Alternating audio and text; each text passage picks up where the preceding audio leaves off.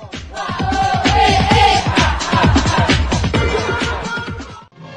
muito tempo eu ouvi dizer que um homem vinha pra nos mostrar que todo mundo é bom e que ninguém é tão ruim. Bem-vindos a mais um Café Filosófico com o tema de hoje, Friedrich Nietzsche. Nietzsche, alemão, vai se caracterizar por dois aspectos dentro da filosofia e que vão ser, a partir dele, uma nova filosofia. A questão da solidão e a questão do niilismo. Quando nós pensamos inicialmente a solidão, é necessário refletir, então, sobre o que foi a vida de Nietzsche e por que Nietzsche chegou nessas considerações em relação à solidão.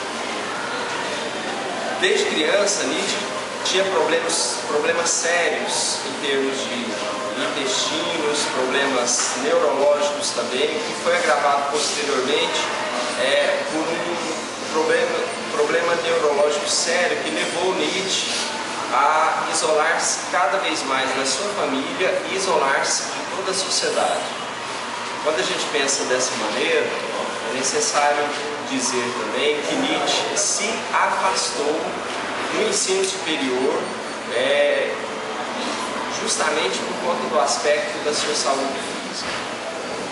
Pensar Nietzsche em relação à solidão é pensar também em relação a esse afastamento em função da sua saúde, justamente porque Nietzsche ele vai defender que estar isolado e, portanto, estar só era uma condição essencial para ele se refazer de todas as necessidades, de todas as suas realidades em relação a esse convívio humano que para ele não era algo agradável.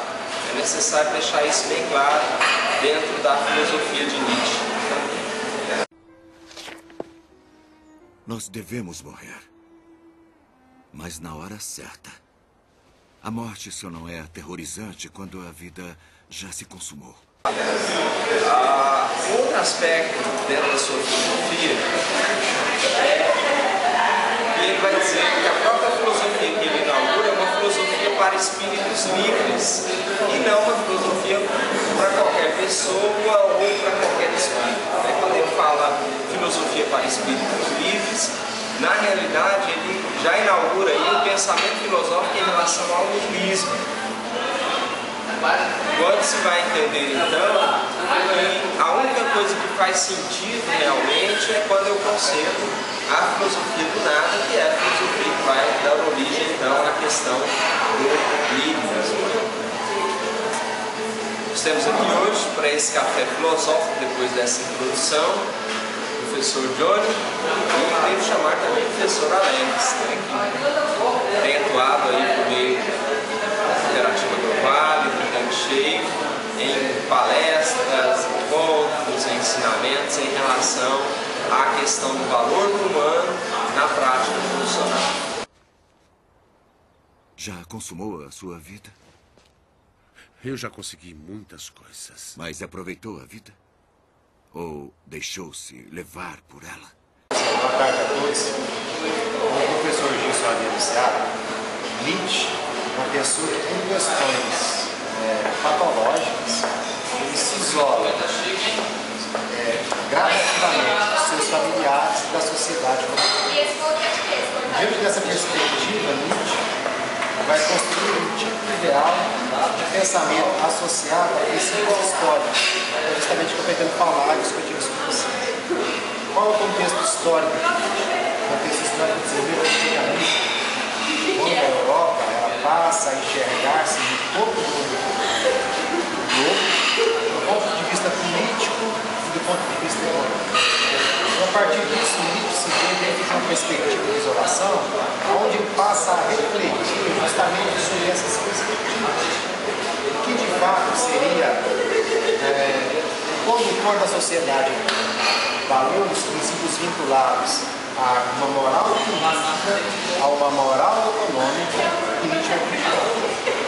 Dando esta perspectiva de prisão visão do homem, do ser, enquanto vocacionado apenas a desenvolver atividades vinculadas à existência.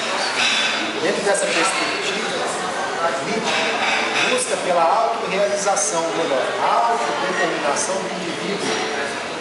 E ele deveria, então, desconstruir aquilo que ele tem como paradigma vinculado a perspectivas políticas e históricas, econômicas, que maculavam a maioridade humana naquele momento. E a partir disso, vai procurar desenvolver uma ideia de reencontro do ser. Para esse reencontro era necessário o isolamento, ou seja, a negação das máscaras, a negação, o reconhecimento e posteriormente das máscaras, ou simplesmente daquilo que ele tinha como modelo estereotipado do ser humano. E era necessário então o homem, justamente, encontrar ou reencontrar a sua capacidade humana, e a partir daí poderia ser o condutor de seus destinos. O tempo voa e agora eu sei que só quiseram me enganar. Tem gente boa que me fez sofrer, tem gente boa que me faz chorar. Interessante a gente perceber quando Nietzsche vai formular a filosofia do nada, e essa filosofia aparece muito na obra Assim Falou Zaratustra,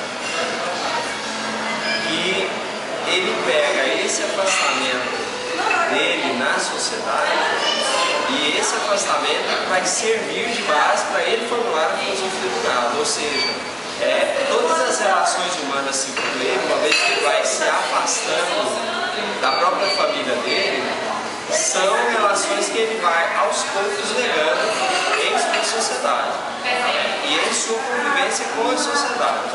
A partir daí é interessante perceber então que a filosofia do nada que Nietzsche propõe, mas que não ganha público dentro da sua época, porque ele mesmo vai dizer que a filosofia dele é uma filosofia póstuma, ele não escreve para a geração dele, mas para gerações posteriores, se torna uma grande verdade social do ponto de vista da busca do poder, aquela questão que a gente trabalhar, e da busca de uma construção social que é uma construção de apartheid individual, ou seja, cada indivíduo é feliz à medida que ele consegue ser feliz individualmente e não coletivamente.